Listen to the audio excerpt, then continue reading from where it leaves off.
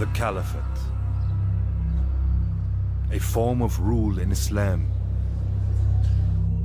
that lasted for almost 13 centuries. From the death of the Prophet Muhammad to the overthrow of the last Ottoman Caliph in 1924. The Arabic term for Caliph is Khalifah, which actually in essence simply means a successor or a deputy. The ruler of the Islamic world would call himself Khalifat Rasulillah, the successor of God's message. Through the centuries, the title of Caliph is a term that has been used and at times abused. In June 2014, a militant group calling itself the Islamic State in Iraq and the Levant, or ISIL, declared the establishment of a caliphate, a call rejected by most Muslims around the world.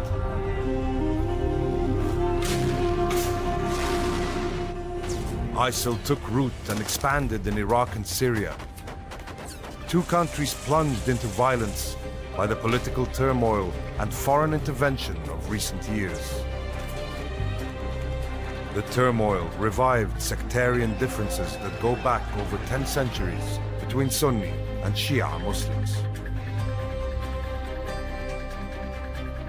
إذا منذ البداية كان النزاع سياسيا مع تغليفه لبعد ديني، لأن الشرعية السياسية تقف أو تستند أو ترتكز أساسا على مبررات دينية، وهذا الأمر الذي لا زال قائما إلى يومنا هذا. This is the story of the great split within Islam, of how this split arose from a dispute of who should succeed the Prophet Muhammad. This is the story of the Caliph.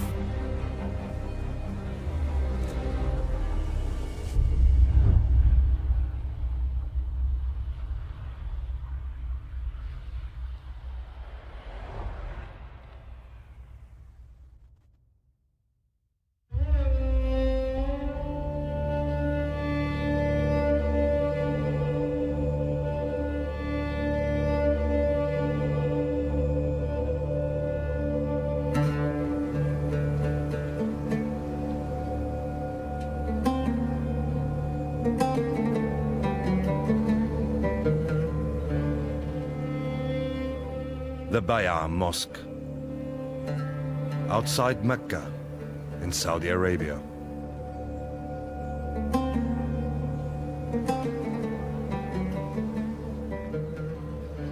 It was here, in the year 622, that a delegation from the town of Medina made Bay'a, a pledge of support and shelter to the Prophet Muhammad.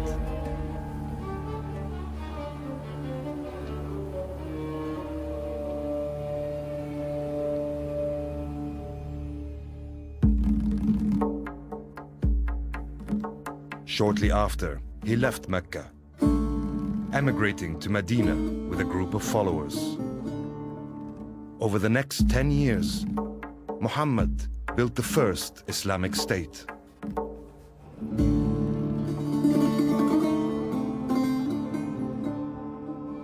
But in June 632, the Prophet died in his capital Medina, leaving the young state without a leader. There's a tradition that says that the Muslims on that day were like sheep on a rainy night. They were frightened and huddling together. And it's not clear whether or not the Prophet had made any plans for his succession.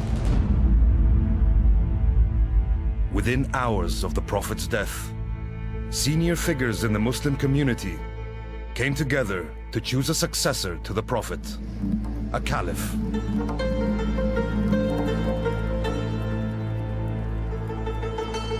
The debate was long and intense. It was the emigrants from Mecca whose arguments prevailed.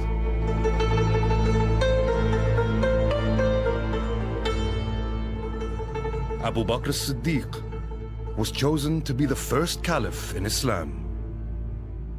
المهاجرون طرحوا عدة مسوغات لتوليهم الأمر بعد الرسول، فيها مسوغات دينية وفيها مسوغات قبلية، لأنهم ادعوا أيضا أنهم أهل الرسول وهم أولى من غيرهم على اعتبار أن هذه الرسالة تركة.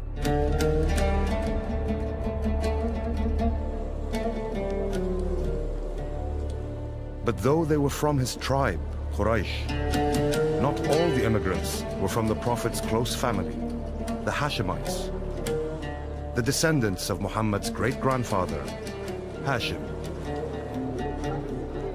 At that time in Arab society, the family was understood as a much larger unit. Collateral lines, uncles, brothers, cousins, and so on were all considered to be part of the clan. Senior among the Hashemites was Ali, Muhammad's cousin, husband of his one surviving daughter, Fatima, and father of the Prophet's only living grandsons, Al-Hassan and Al-Hussein. But when the decision to choose the Caliph was taken, Ali was busy elsewhere. At the time of the Prophet's actual death, we know that it was Ali who was in charge of the burial arrangements. Ali, as a dutiful, respectful son-in-law, cousin, was caring for the Prophet's body.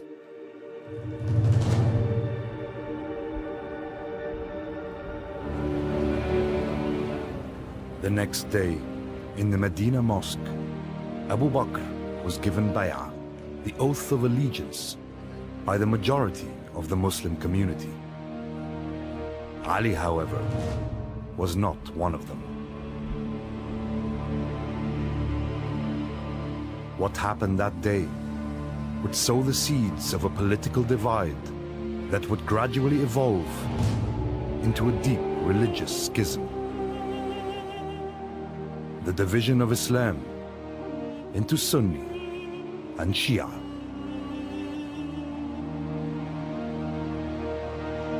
If you ask a Sunni or a Shi'i Muslim about that moment of Muhammad's death and the decision about the leadership, you will get two very different answers. The Sunnis suggest that he hadn't actually made any clear plans for his succession on his death. The Shia would say that he had, and that he was to be succeeded by his first cousin and son-in-law, Ali. 3 months before his death, the Prophet Muhammad made a famous speech here in Ghadir Khum, an ancient resting place on the route from Mecca to Medina. A speech that has been interpreted ever since in two very different ways. O people, of whomsoever I've been master, Ali here is to be his master. O Allah, be a supporter of whoever supports him, and an enemy of whoever opposes him, and divert the truth to Ali.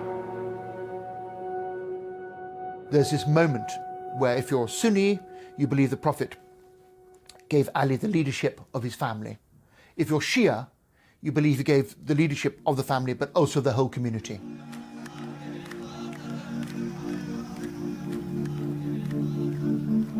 The Prophet's speech is celebrated by Shia to this day. Each year, a feast is held on the anniversary to commemorate what Shia see as Muhammad appointing Ali to be his successor.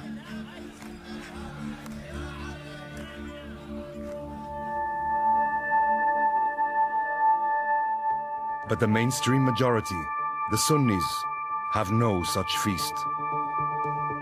And no doubts about the legitimacy of Abu Bakr and the caliphs who succeeded him.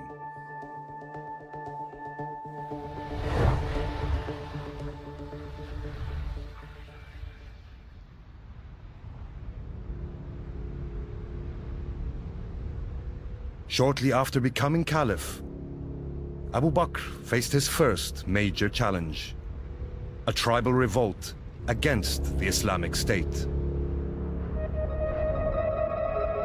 In this moment of peril, Ali chose unity over division and gave the oath of allegiance to the Caliph. الإمام علي عليه السلام بعد اعتكاف لمدة معينة سجل موقفا احتجاجيا أبدى رأيه في المسألة، ثم ترجيحا لمصلحة المسلمين وضع يده في يد سائر الصحابة ووقف في وجه حركة الردة، فكانت مصلحة الإسلام عنده أولى من كل اعتبار. Abu Bakr's rule lasted just 2 years. As he lay dying, he nominated Omar as his successor.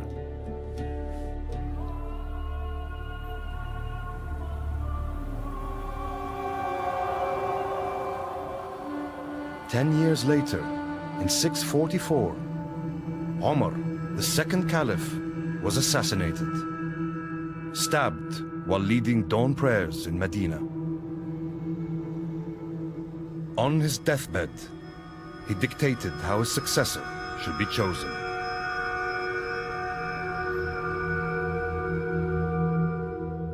Six of the closest companions of the Prophet, including Ali, would confer together and choose one amongst them. After 4 days of deliberation, Uthman was named the third caliph. Once again, Ali had not been chosen. He's passed over by Abu Bakr, then Omar, and then for him the harrowing moment when he's passed over in favor of Uthman. The new caliph came from a family of the Quraysh tribe called the Umayyads. Umayyad, the founder, had always coveted the leadership of Quraysh. Standing in his way was his uncle, Hashim, the patriarch of the Hashemites. This rivalry that would fester through the centuries had its roots in Mecca decades earlier, in the pagan years before the birth of Islam.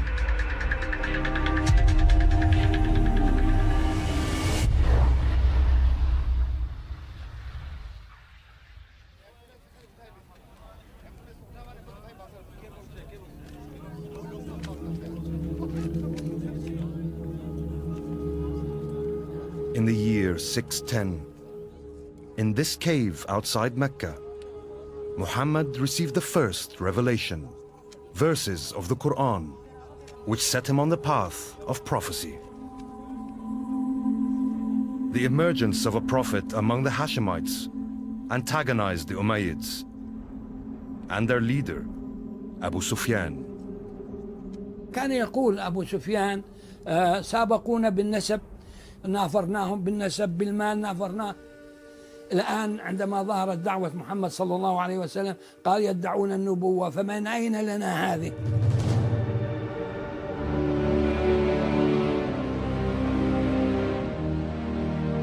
For 12 years, the Umayyads led a campaign of persecution against Muhammad and his followers in Mecca. Persecution which culminated in their emigration to Medina in 622.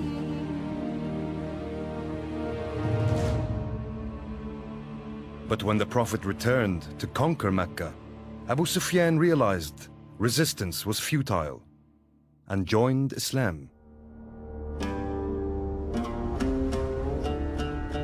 By 644, the rising Islamic State had expanded into a vast empire, and the Caliphate had come into the hands of an Umayyad, Uthman. Uthman was a genius, but he employed far too many of his young cousins. The Umayyads were the aristocrat of Mecca, and they'd been great leaders of the pagan resistance. And so promoting these characters who were his lovely cousins was also, a bad political decision.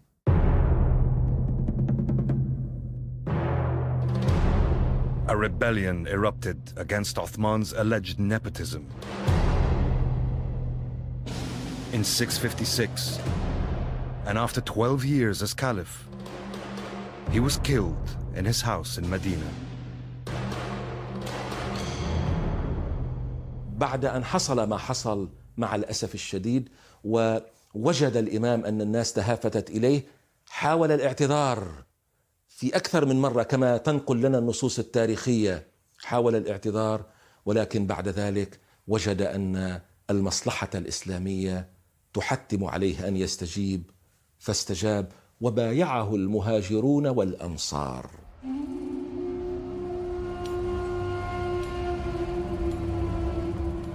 Almost a quarter of a century after the death of the Prophet, a Hashemite, Ali, finally became the fourth Caliph.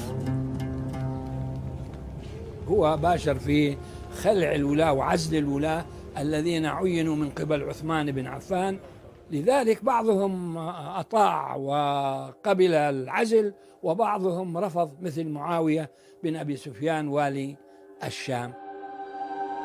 Many of Uthman's relatives were hostile to Ali's leadership, and Muawiyah demanded that Ali hand over the killers.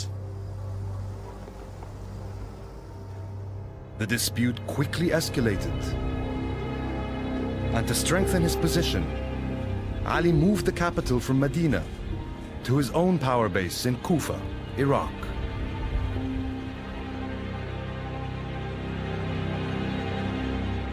The Islamic State was now divided in two: the east under a Hashemite Caliph, and the west under an Umayyad governor. نشأ ما يسمى داخل المسلمين شيعة علي وشيعة معاوية، وهنا لنلاحظ أن كلمة شيعة لم تكن تعني في ذلك الوقت مذهبا محددا، وإنما كانت تدل على حزب فلان وحزب فلان.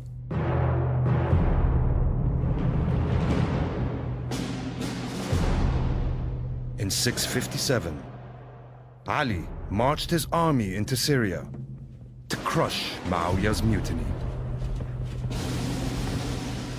After days of bloody skirmishes, and on the last day of the battle, the army of Muawiyah was on the verge of defeat.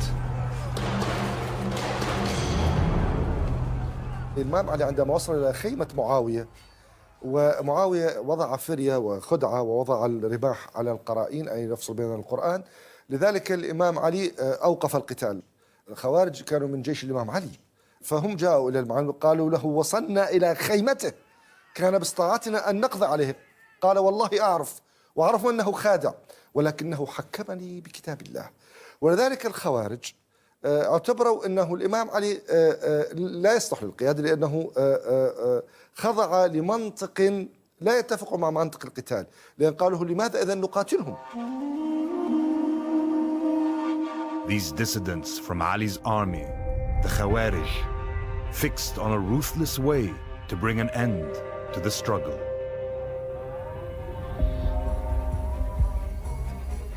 The moment was chosen. Fajr, dawn prayers of the 27th of January, 661. The 17th day of the holy month of Ramadan. 3 assassins made their way to 3 different places: Kufa for Ali, Damascus for Muawiyah, and Fustat in Egypt for Amr, Muawiyah's ally. عمرو بن العاص صادف أنه لم يخرج ذلك اليوم، معاوية بن سفيان صادف أنه لم يخرج ذلك اليوم، وبالتالي استشهد الإمام علي ونجا معاوية وعمرو بن العاص.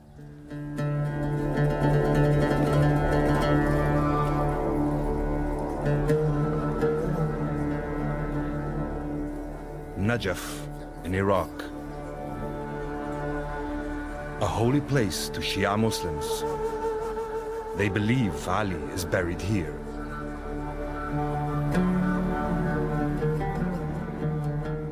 For them, he is more than a caliph.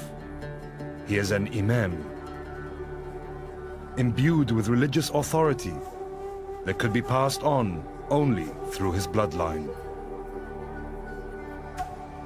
So, on Ali's death, the caliphate passed to his elder son, al-Hassan. But he would not be long in the post. وكان الحسن ذو فطنة وذكاء أنه لا يمكن الركون إلى أهل العراق. أجرى اتصالات مع معاوية، اتصالات سرية، واتفق على أن يتنازل الحسن بن علي عن حقه بالخلافة، وقرر الحسن أن يعيش بهدوء وثبات وأن يترك الزعامة ويترك السياسة لمعاوية.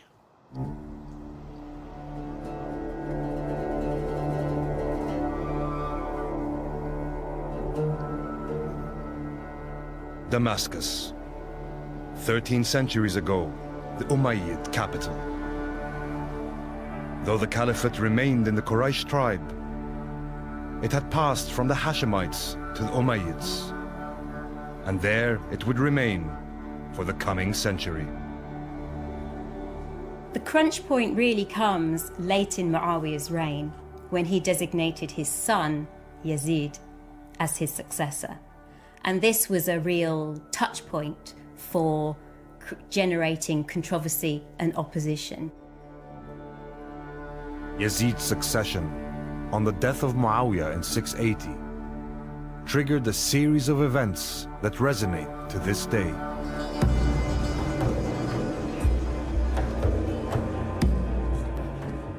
In a defiant show of opposition, Al-Hussein, younger son of Ali, refused to pledge allegiance to Yazid and set off towards Mecca on pilgrimage.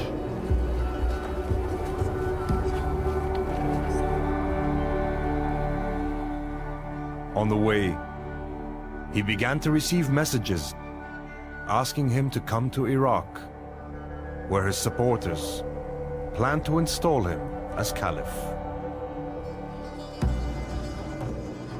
He gathered together his family and decided to move to Kufa, his father's former capital. Unfortunately for Hussein, his plan got to the Umayyad governor of Iraq, and he was able to block his route to the city of Kufa. And so Hussein was trapped without substantial military support at a place called Karbala.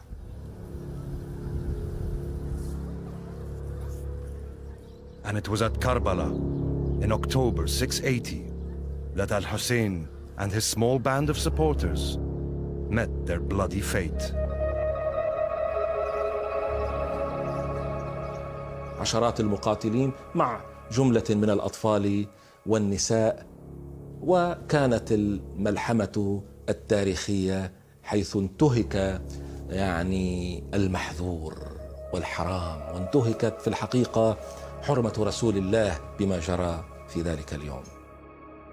He and his entourage, many of his family, were massacred, and his head was sent to Yazid in Damascus.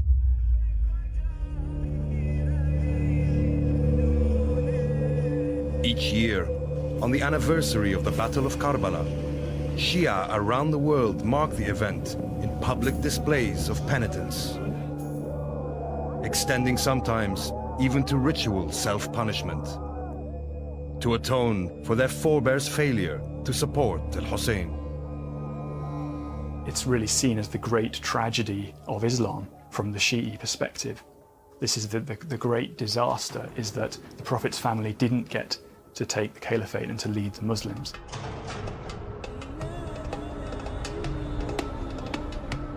But 70 years after Karbala, a revolt would finally succeed in bringing the caliphate back to the family of the Prophet, the Hashemites.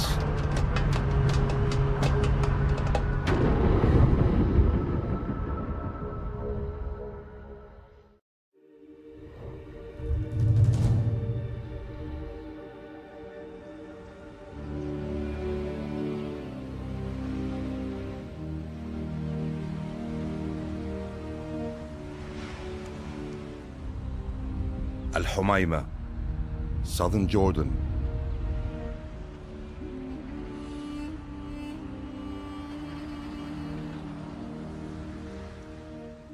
In the 8th century, it was a settlement of one of the two major branches of the Hashemites, the Prophet's own family of the Quraysh tribe. Known as the Abbasids, These were descendants of al-Abbas, one of Muhammad's uncles. The other branch were the Alids, descended from Ali, the Prophet's cousin and son-in-law.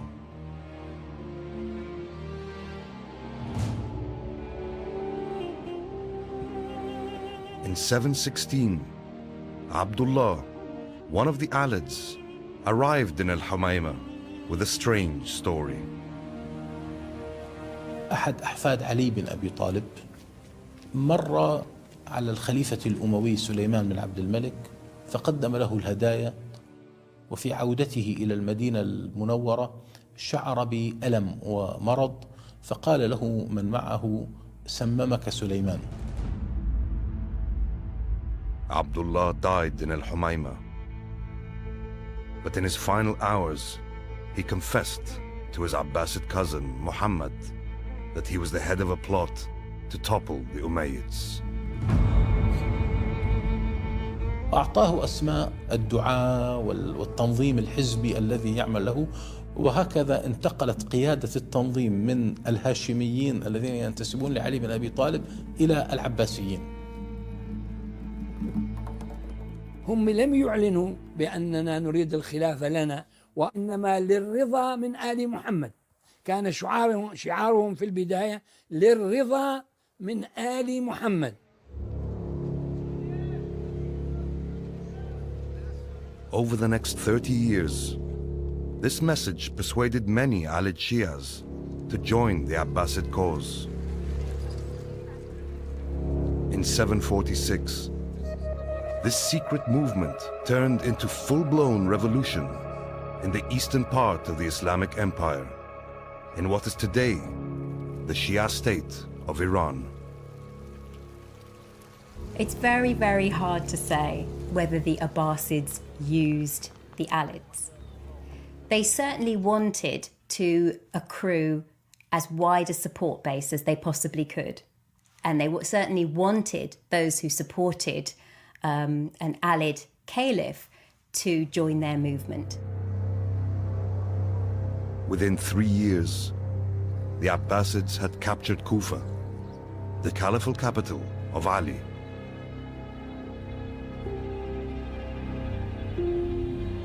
It was in this mosque that the name and identity of the Caliph-in-waiting were finally revealed. They proclaimed a man as Caliph called Abu al-Abbas as-Safah, and he was a descendant of one of the Prophet Muhammad's uncles, and he based his claim to the Caliphate on that kinship with the Prophet Muhammad. In 750, the Abbasids entered Damascus, capital of the mighty Umayyad state, the largest empire yet known. But in the years to come, they would struggle to maintain the unity of the vast state they now controlled.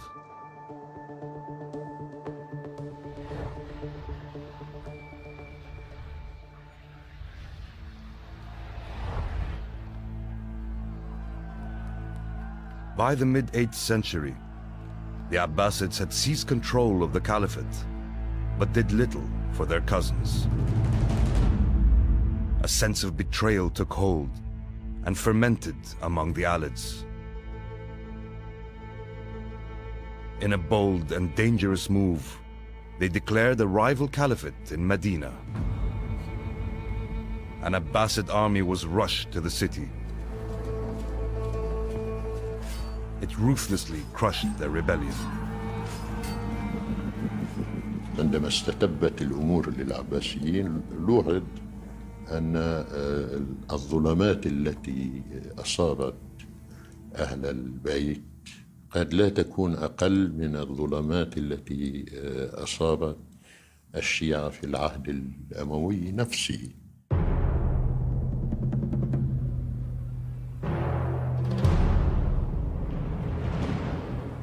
The Sunni Abbasids consolidated their dominance of the center of the state from their newly built capital, Baghdad.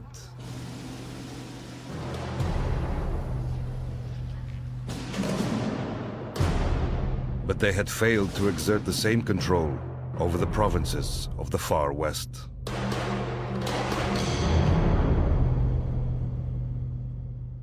In 756, an Umayyad fugitive prince called Abd al-Rahman reached Andalusia.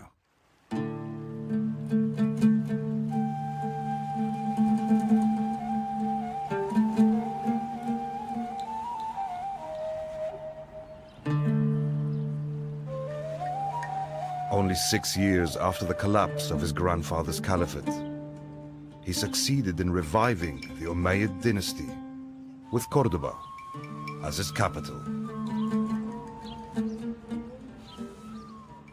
عندما خرج الأمويون أو عاد الأمويون أو استنجد الأمويون بالأندلس بعد سقوط خلافتهم في دمشق، كان طبيعي جدا أن يعودوا إلى الأصل، أي أن ما وقع هو اغتصاب للخلافة، وأن العباسيين هم مغتصبو الخلافة، ونحن سنصحح هذا الوضع هذه المرة انطلاقا من أقصى نقطة في العالم الإسلامي، في الغرب الإسلامي وبالضبط في الأندلس.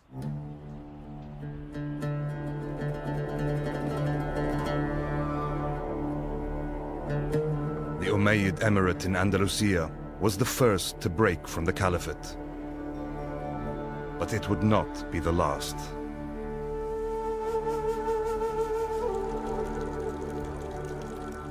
Soon, another state at the western edge of the Muslim world, in the Maghreb, would break away from the Abbasids. And this time, it would be their own cousins, the Alids. بدأت تتكون قناعة لدى الأسرة العلوية أنه لا يمكن إقامة مشروع مستقل عن هيمنة المشرق إلا بعيدا عن المركز، بعيدا عن العاصمة، وبالضبط في الأطراف حيث لا تستطيع الخلافة أو لا يستطيع الخليفة أن يصل وأن تطالها يده لإجهاض هذا المشروع.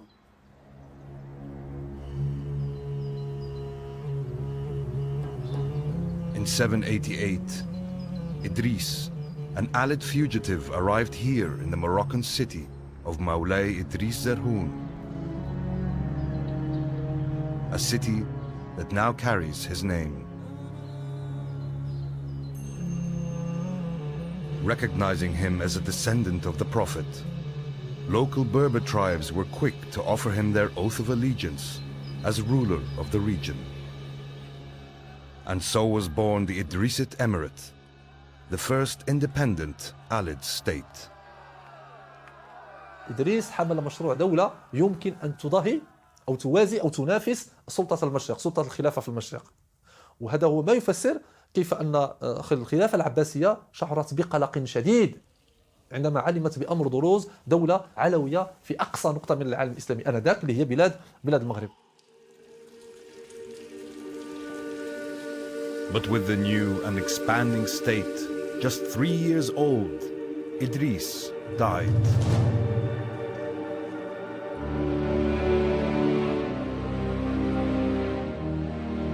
He was laid to rest here, in the city that still bears his name.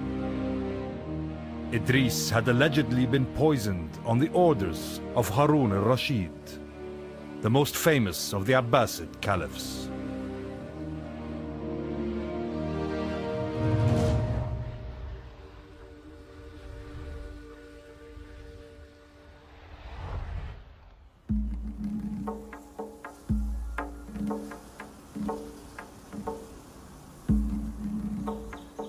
The statue of Shahrayar and Shahrazad in Baghdad. The two main characters of 1001 Nights. Legendary stories inspired by the opulence of Harun al-Rashid's court. The golden age of the Abbasid Caliphate. بغداد أصبحت مدينة الدنيا، لأنه هذه المدينة لا يأتيها الفلاح ولا يأتيها العامل فقط، فبغداد تجمع بها كل علماء العالم وكل مثقفي العالم وكل أدباء العالم وكل نقاشي العالم وكل مهندسي العالم وكل أطباء العالم، ولذلك صارت مدينة للعلماء.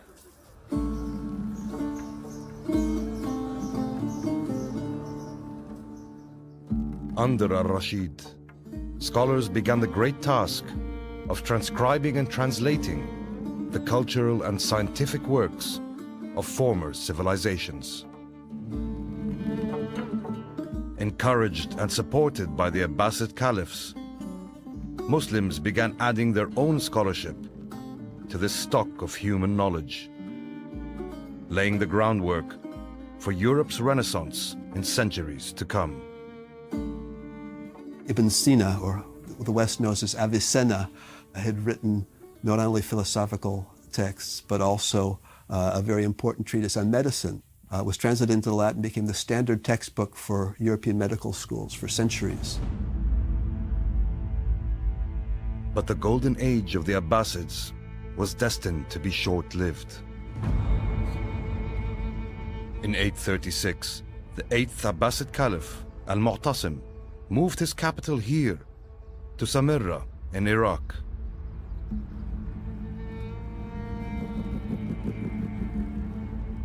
It was also to be a military base for the Caliph's new army, an army of Turkic mercenaries, toughened by life on the steppes of Central Asia. An army that would soon erode the power of the Caliphs. بدأ العنصر العربي يبتعد شيئا فشيئا عن مصائر الأمور في الدولة العباسية، حيث أكثر المعتصم من الأتراك وأصبح هم أصحاب النفوذ الحقيقي. In 847, here in Samarra, Turkic army commanders installed al-Mutawakkil as the 10th Abbasid Caliph.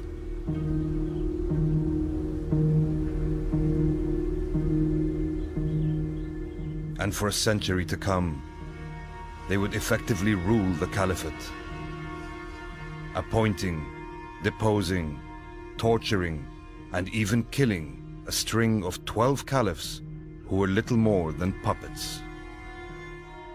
ولم يبقى للخليفة يعني إلا الصفة الاسمية والشرعية، حتى كان يقال خليفة في قفص بين وصيف وبغى يقول لهما كما تقول الببغاء. The caliphate clearly had become a symbol and had no effective power anymore. And in the Muslim world we had a multitude of different political regimes in the various parts, reaching from what is today Spain to the sub-Asian continent. Often this period is seen as a period of decline because of these political divisions. But it wasn't just a matter of the slow fracturing of the state. At its western edge, a new threat was on the rise. Mahdiyya, this small town on the Tunisian coast, would soon emerge as the seat of a rival caliphate. And this new caliph would not be Sunni, but Shia.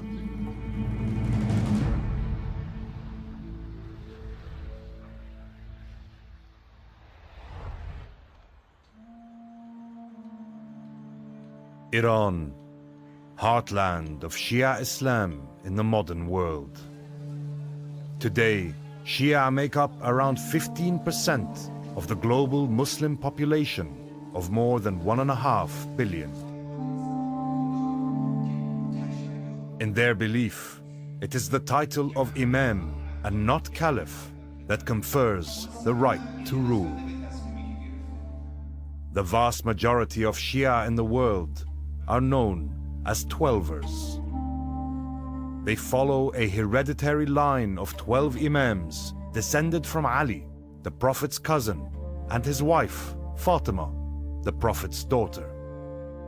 A line ending with the last Imam, al-Mahdi. The Twelver Shia belief holds that al-Mahdi disappeared in Samarra in 874. He will re-emerge at the end of the world as the ultimate savior of mankind.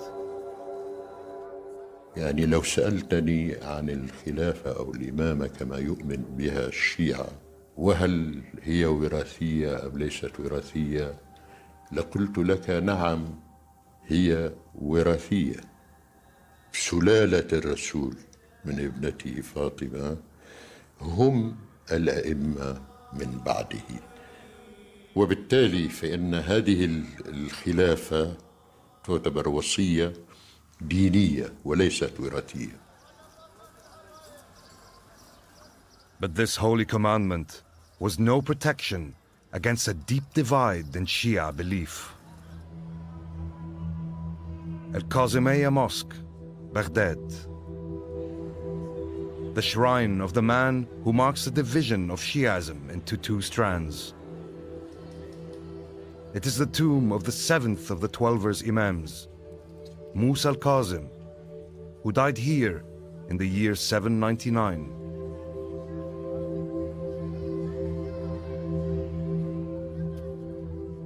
Others, however, dispute his status. They consider the real seventh Imam to be his brother, Ismail. They came to be known as Ismaili Shia. The Twelver Shiites were traditionally not interested or did not strive to take political power because they believed that they were waiting for the return of the Mahdi, so that at that point the righteous regime would be installed and anything in between would basically be a heresy to rule in these lands. But for the Ismaili Shia, there was to be no waiting for the return of the Mahdi. By the late 9th century, their preaching had taken root among the Berber tribes in North Africa. A new movement was on the rise, with its roots firmly in the Shia tradition. لم يقع الإعلان من أول على أنها هي حركة تريد إقامة خلافة، لا، كان أهم شعار هو العدل بين كل المسلمين، النصر للمستضعفين. يعني كانت في الأساس حركة ذات وجه اجتماعي، وبالطبع العنصر الهام هو الحكم لآل البيت لنشر العدل.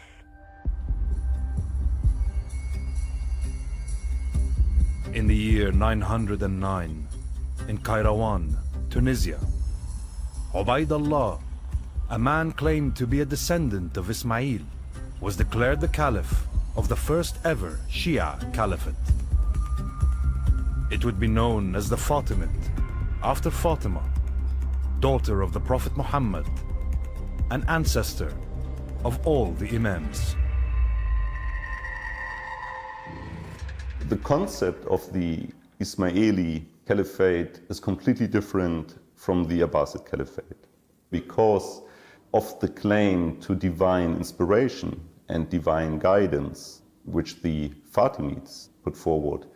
They certainly developed an institution which was theoretically completely different from the Abbasid. The Fatimids now began to expand their state westwards into the Maghreb. But this would lead to a clash with another major Muslim power. And soon, the Islamic world would find itself in a surreal position.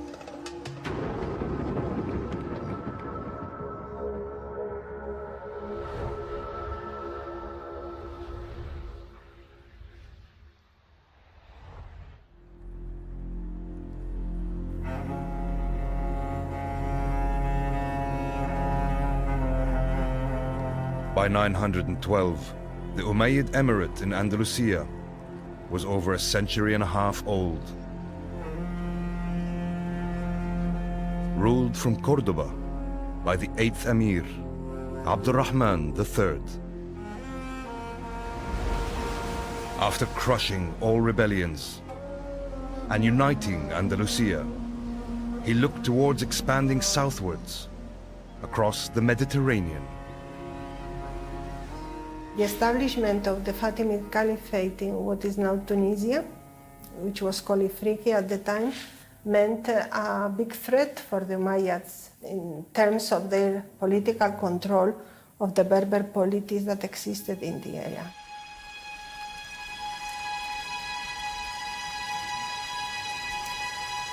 To strengthen his position, in 929, Abdurrahman declared the Andalusian Emirate an independent Umayyad Caliphate.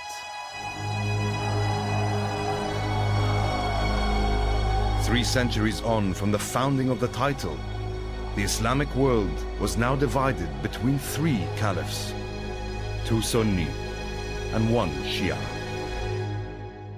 The ultimate result of that really was a decline in the value put on the notion of the caliphate itself. So it leads to huge rifts, politically speaking, within the community, as well as the religious differences that these different caliphates signal.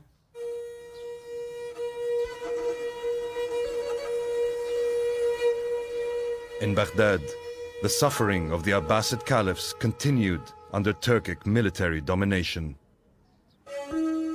But by the mid-10th century, a new force had emerged. The Buyids, a Persian dynasty, put an end to Turkic control of the caliphate.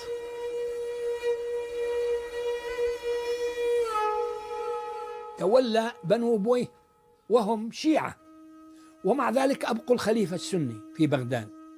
ليش؟ لأنه قالوا إذا ولينا واحد شيعي معناه إذا أمر الجند بقتلنا يقتلونه، ومن الأفضل أن نبقي على هذا السني، فإن أمرنا جندنا بقتله فيقتلوه. Worse still was to come for the Abbasids. In 969, a Fatimid army captured Egypt. 3 years later, the fourth Fatimid Caliph, al-Mu'izz, abandoned his capital, Mahdiya in Tunisia, and headed east. For the next 2 centuries, the newly built city of Cairo would serve as the seat of the Shia Caliphate. The Fatimids considered their caliphate universal, so ideally they wanted to expand their power from their original base in North Africa back into Egypt, on into Syria, and ultimately to encompass the whole Islamic world. They weren't able to achieve that, and what instead happened in the 10th century was the Islamic world became divided between a number of different caliphates.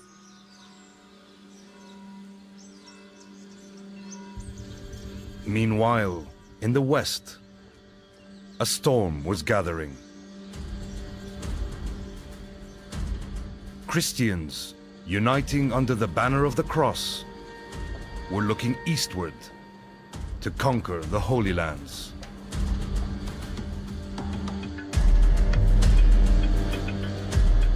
The approaching struggle could not have come at a worse time for a divided Muslim world.